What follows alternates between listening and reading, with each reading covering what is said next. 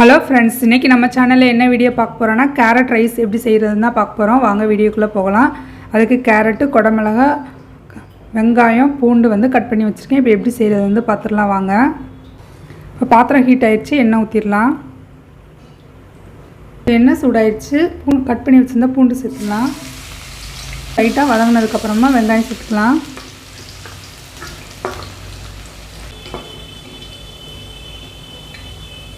பூண்டு லைட்டாக வதங்கிடுச்சு. இப்போ கட் பண்ணி வச்சுருந்த வெங்காயம் சேர்த்துடலாம்.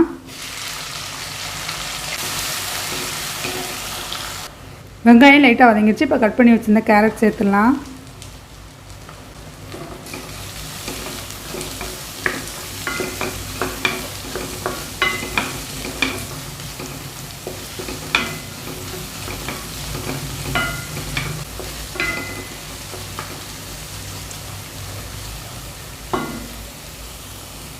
கேரட் கொஞ்சம் நேரம் வதங்கட்டும்.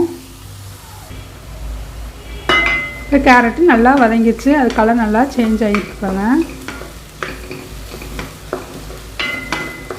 கேரட் வதங்கிடுச்சு. இப்போ குடமிளகாய் சேர்த்துடலாம்.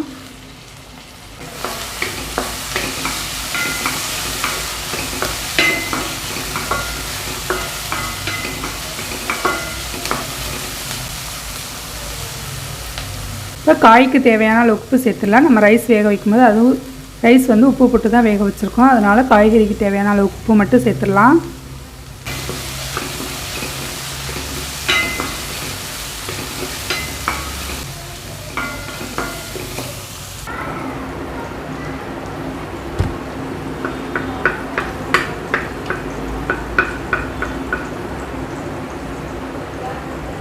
இப்போ குடமிளகா வதங்கிடுச்சு. இப்போ 3 முட்டை உடச்சி வச்சுருக்கேன், அதையும் சேர்த்துடலாம்.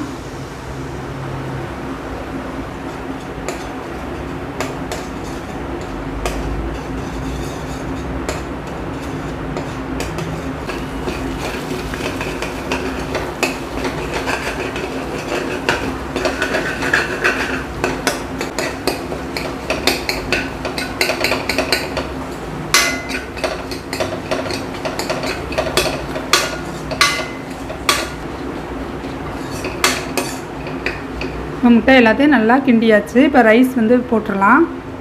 ரைஸ் பாஸ்மதி ரைஸ் பாகத்துக்கு வேக வச்சு ஆற வச்சு எடுத்திருக்கேன். இப்போ இதை சேர்த்துடலாம்.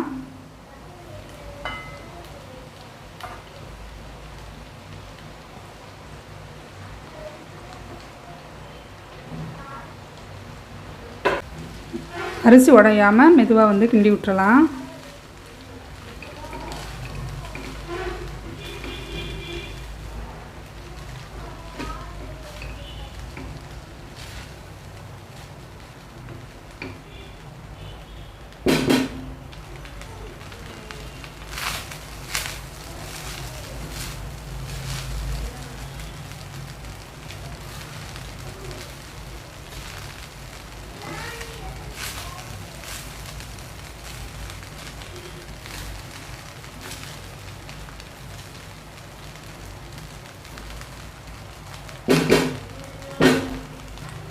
இப்போ நல்லா மிக்ஸ் பண்ணி விட்டாச்சு. இப்போ லாஸ்ட்டாக மிளகுத்தூள் சேர்த்துடலாம்.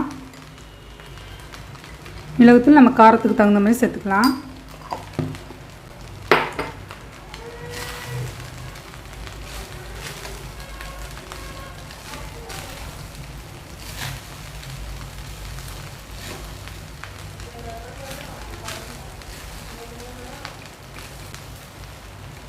நல்லா மிக்ஸ் பண்ணியாச்சு. இப்போ நம்மளுடைய கேரட் ரைஸ் ரெடி ஆயிடுச்சு.